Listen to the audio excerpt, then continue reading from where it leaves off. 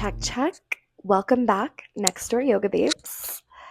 Today we are talking about manifesting, and I have, I don't know, some of the most beautiful places on earth up today because I just booked a last minute ticket to Rome, one way solo trip.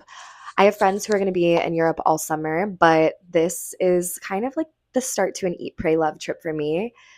In December, maybe. I'm thinking Bali, the Himalayas, maybe India for a Vipassana, like a silent retreat type situation, just to go inward and really finish clearing out anything that's no longer serving me. So, like I said, we're talking manifesting today. And when you're manifesting, you really have to come from a clear place. I would say that I've manifested my entire life. If I told you some of the things that I have gone through in order to be who I am today, I've done a lot of work, constantly learning and unlearning. And I attribute it all to my nervous system and knowing who I am and what I deserve. The universe just doesn't have a budget whenever it comes to giving you what you know is already yours. So, within manifesting, I would say there's three key things that go into it, and it's kind of like the Holy Trinity. So, I mean, it's not a circle, triangle. It's kind of like the Holy Trinity. So, it is, I would say at the very top is praying, right? You want to ask God, the universe, if it's meant to be yours. Once you get that green light, go in some form of synchronicity, I would say that's when I start to manifest. That's whenever I start to be like, okay, it's already mine. And I move from a place of I know it's already mine, not, I guess the root chakra would be I am.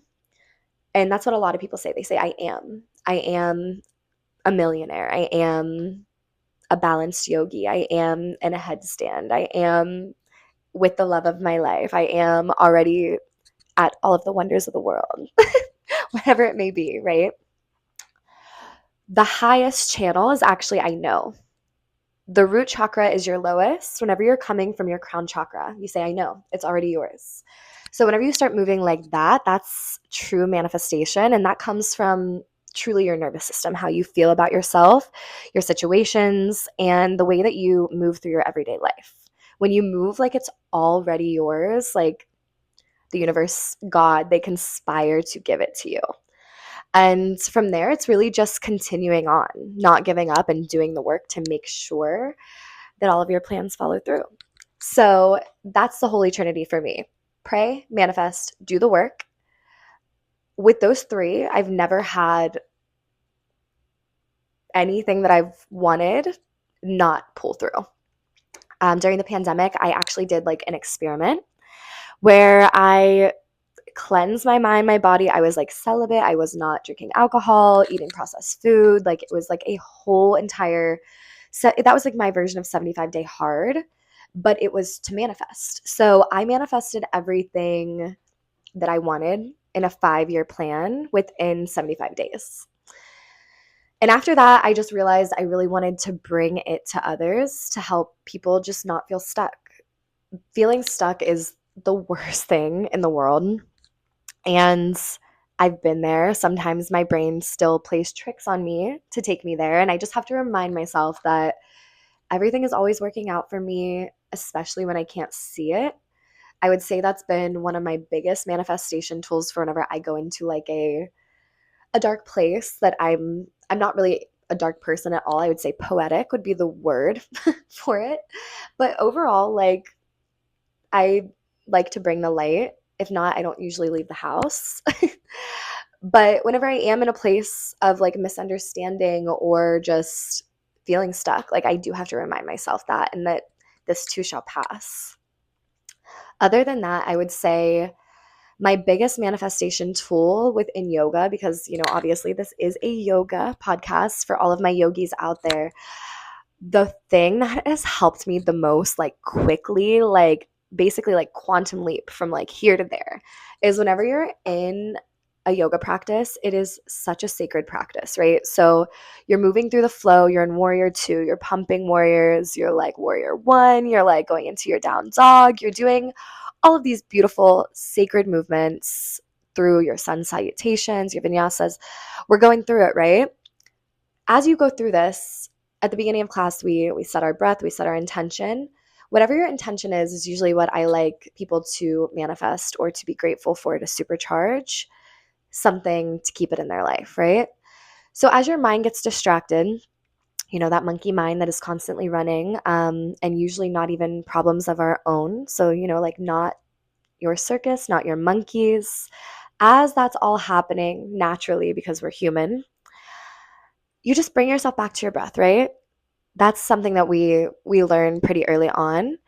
But something that's helped me the most is in every single pose, like warrior one, whatever my intention is that day, like peace, peace, peace, pumping warrior, peace, peace. Like within every single movement, you're saying that to yourself, inhaling peace, exhaling any distraction. Like it is so intentional and makes your practice so much more sacred and truly is like, if there is magic, I don't know. I would say that this is what's gotten me to the places I want to go very quickly.